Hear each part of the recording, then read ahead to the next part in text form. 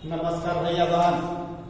आज हम लोग फिर से बात करते हैं क्लास 8 में फिजिकल एजुकेशन 8वां अध्याय है।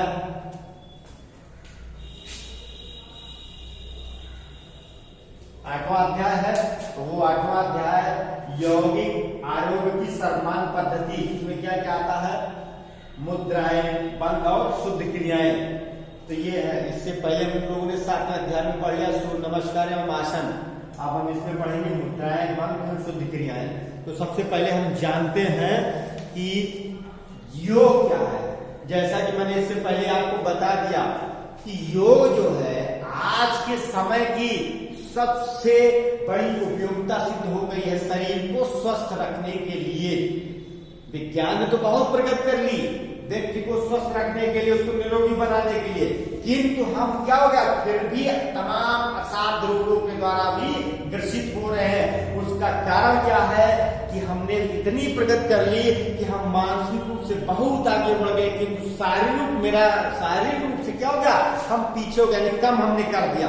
तो शारीरिक रूप से कम होना यानी कि शरीर का कम उपयोग होना, धीरे धीरे हम क्या हो गए, अनेक असाध्य रोगों के द्वारा ग्रसित होते चले गए, जिसके कारण हमको अनेक बीमारियां हमारे शरीर के ऊपर धीरे धीरे क्या करती गई, प्रवेश करती गई।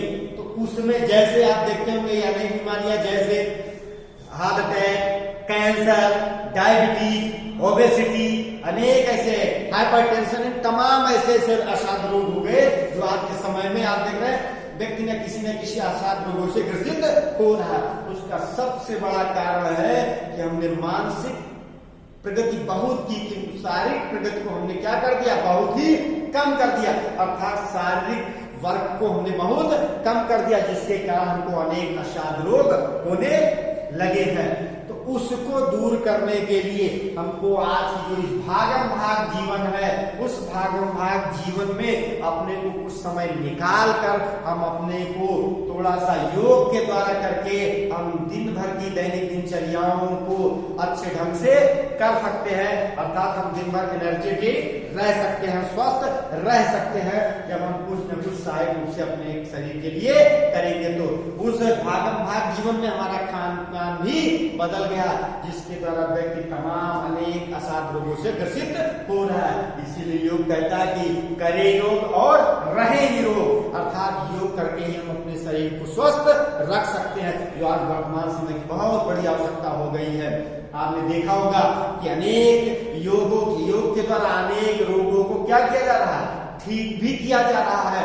बाबा रामदेव ने ऐसे जो हमारे प्राचीन ऋषि मुनियों के द्वारा बनाए गए थे, उसके द्वारा आज बाबा रामदेव जी ने उसके द्वारा अनेक रोगों को ठीक करने का काम भी किया है। आप पहले भी देखते थे लोग योग करते थे, तो पहले के समय में योग क्या होता था, आत्मा को परमात्मा से मिलाने का एक मार्ग होता था।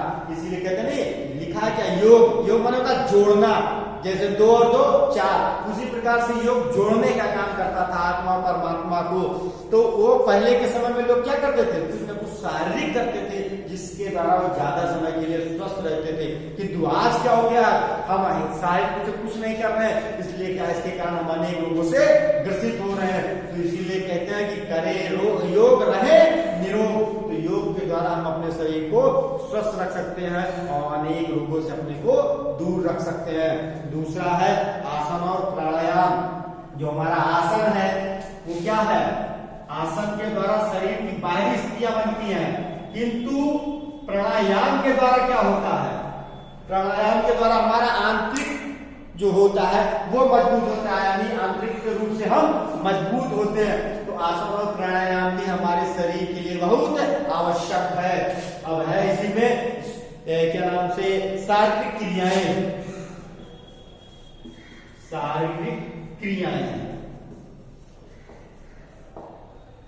ये सारी क्रियाएं क्या है, आसन और प्राणायाम के साथ साथ तो शारीरिक क्रियाएं की जाती हैं। शारीरिक क्रियाओं का मतलब है कि हमारी आंतरिक शुद्धि के द्वारा, अर्थात कहते भी हैं कि जो सबसे परम सिद्ध है वही क्या है, ईश्वर है। अर्थात शुद्धि ही सबसे बड़ा वो विकल्प भी है। शरीर को शुद्ध रखना भी बहुत ही आवश्यक है, जो हमको उस शुद्धि के लिए कुछ न कुछ क्रियाएं करनी होती हैं। जैसे आप देखते हैं हमको सुबह दैनिक क्रियाओं से निवृत्त होना चाहिए, अर्थात शौच से निवृत्त होना चाहिए। ये व्यक्ति की अनिवार्य क्रियाएं हैं। इसके द्वारा हम क्या कर, अगर उस व्यक्ति की दैनिक जो क्रियाएं हैं वो ठीक नहीं रहती है तो व्यक्ति सही रूप से स्वस्थ नहीं रहता है। तो शारीरिक क्रियाएं हैं जिनको करना आवश्यक है। अब उसके साथ साथ हमारा आहार और विहार। आहार विहार इसका मतलब हो गया खान पान।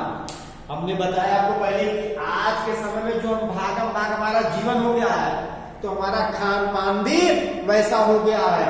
हम ज्यादा करके भोजनों का न उपयोग करके बाहर यानी मार्केट से बनी चीजों का सामानों का ज्यादा इस्तेमाल कर रहे हैं, जिसके द्वारा भी हमको अनेक रोगों से ग्रसित हो रहे हैं। उसका सबसे बड़ा आप देखेंगे उस आहार विहार के कारण व्यक्ति का जो है भोजन सुपाच्य रूप से नहीं पच रहा है और वो व्यक्ति ज्यादा से ज्यादा ऐसे व्यक्ति ओबेसिटी के शिकार हो रहे हैं, यानी मोटापे के शिकार हो रहे हैं। तो हमारा आहार विहार भी बदल गया, उस पर भी हमको ध्यान देना होगा।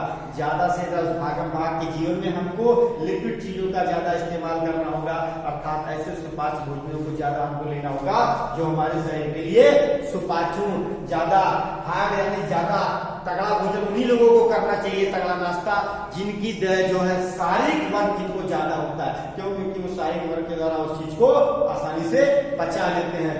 इसलिए हमारे आहार विहार का भी हमारे शरीर पर प्रभाव पड़ रहा है। अब है मुद्रा, अगला है मुद्रा, उसके बारे में हम लोग पढ़ेंगे।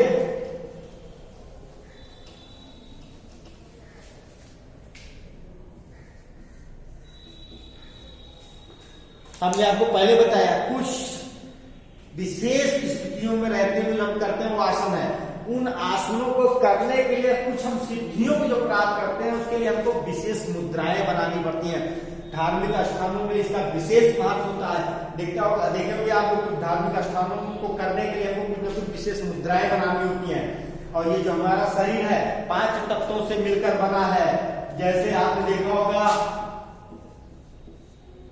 अग्नि, वायु,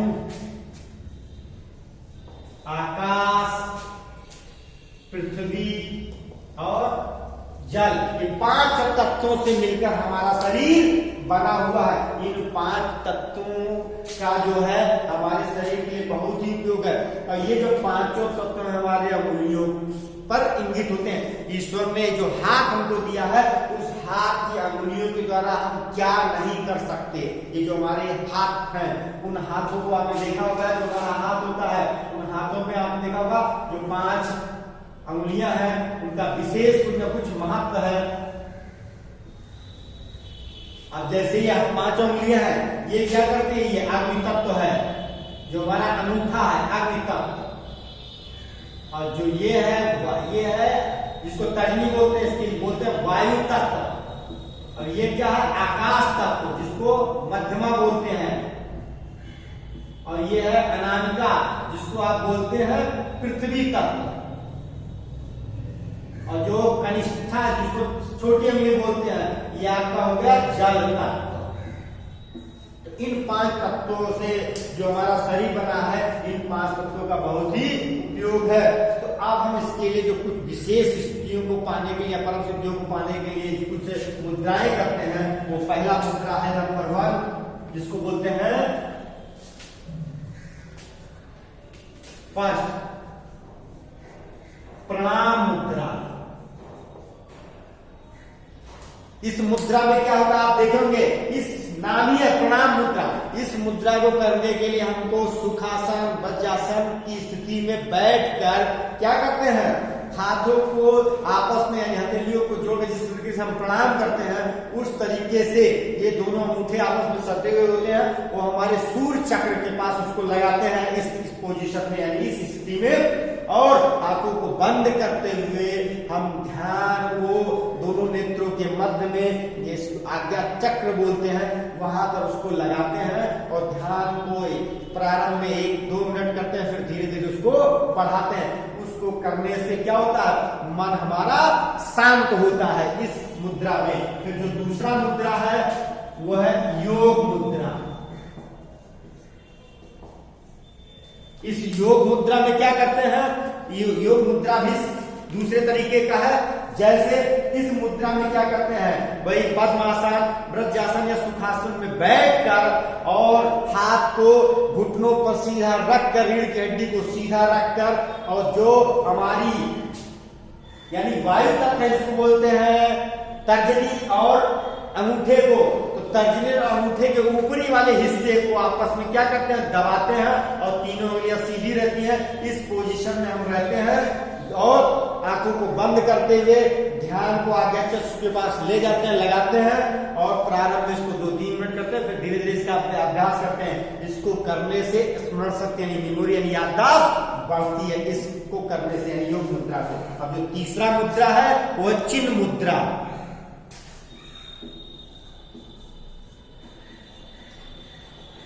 जो तीसरा मुद्रा वो चिन्ह मुद्रा। इस मुद्रा में क्या करते हैं, ठीक इसी तरीके से, बस थोड़ा सा अंतर है, वही पद्मासन, सुखासन या क्या नाम से वज्रासन में बैठकर हाथों को सीधा रखते हैं, हथेलियां ऊपर की तरफ होंगी, हाथ घुटने से सटा रहेगा और हथेलियां ऊपर की तरफ होंगी और रीढ़ की हड्डी सीधी होगी। इसमें क्या करते हैं, जो हमारी वायु करते हैं तर्जनी अंगुली को अंगूठे के नीचे दबा देते हैं इस तरीके से, और हथेलियां सीधी ऊपर की तरफ होंगी। इस स्थिति में बैठकर रीढ़ की हड्डी को सीधा रखते हैं, आंखों को बंद करते हुए ध्यान को दोनों नेत्रों के में आज्ञा चक्र के पास ले जाकर ध्यान केंद्रित करते हैं। इसको करने से भी हमारा क्या होता है, ध्यान एक जगह केंद्रित होता है, अर्थात एकाग्रता बढ़ती है इस योग को यानी इस मुद्रा को करने से। अब जो अगला मुद्रा है इसको भी धीरे धीरे बढ़ाते हैं। इस मुद्रा को पृथ्वी मुद्रा भी कहते हैं। अब अगला प्रहलाद मुद्रा। प्रहलाद